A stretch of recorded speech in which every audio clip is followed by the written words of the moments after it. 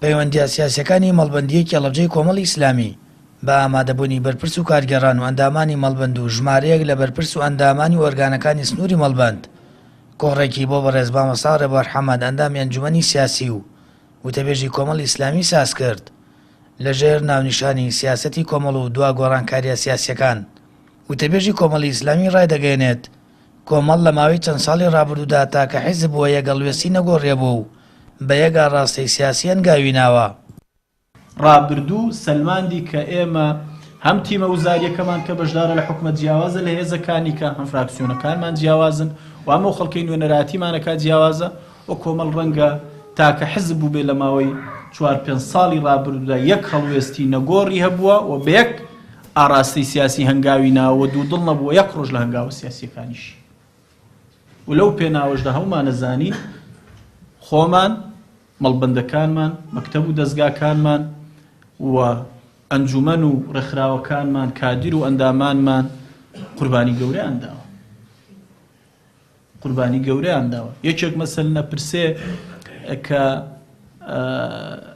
کۆمەڵ ئەڵەن وڵا ئەوێ بەشداری حکوومەت بکە بۆ چاککردنی دۆخی دارایی بۆ دۆخی دارایی ئێمە ئەمڕۆ خراپە تا بۆی بەشداری حکوومەت بکەین. ئێمە هەمومانە زانین ئەوە تا خەڵکێکە لێرەین ئێمە 4-5 ساڵە لە خراپترین دۆخی دارایی داین و خەڵکی تەوەقوعی نەکردو کۆمەڵ بتوانێت پەیام بەردەوام بکە، کۆمەڵ بتوانێت کەناڵی بانگەواز بەردەوام بکە، کۆمەڵ بتوانێت ئیدامە بەو هەموو بارگانە بدە، کۆمەڵ بتوانێت خەڵکی ویستوێتی لە ڕێی ئەو فشارە داراییەوە هەڵوێستە سیاسیەکانی کۆمەڵ تەنەزول پێ بکە.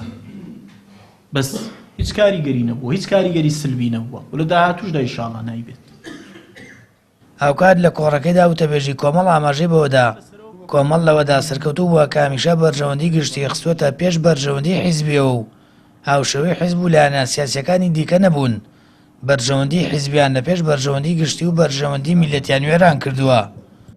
ناو بازنەی سیاسەتەکانی کۆمەڵ لەوە سەرکەوتوو بووە هەمومان پێکەوە کە بەرژەوەندی گشتی بکەین بە بەرژەوەندی خۆمان، نەک بەرژەوەندی حزبی بکەین بە بەرژەوەندی گشتی. فەرق زۆرە تەواان. هێزە حکومڕانەکان لە هەرێمی کوردستان هەمیشە بەرژەوەندی حزبی خۆیان تحقیق کردووە وەکو بەرژەوەندی گشتیش لە ناو مجتەمەع و کۆمەلگا وێنەیان کردووە و خەڵک دەبێت مەمنونیان بێ لەسەرەوەی بەرژەوەندی حزبیەکانی خۆیان تحقیقەکەن وەکو بەرژەوەندی گشتیش بە خەڵکیان فرۆشتوتەوە. ئێمە هاتوین لە تەواوی هەڵوێستە سیاسیەکانمان بەرژەوەندی گشتیمان کردوتە بەرژەوەندی خۆمان و نەهاتوین بە دوای بەرژەوەندی حزبیەکانی خۆماندا بگەڕین. شەڕمان کردووە بۆ قوت و دارایی خەڵک و هاوڵاتیانی هەرێمی کوردستان، بەڵام کادر و ئەندامانی کۆمەڵ مەحروم بوونە هەمووشمان نەزانین مەحرومن لە سەرەتاییترین ئیمتیازاتیان لە چەند هێزە سیاسیەکانیکە.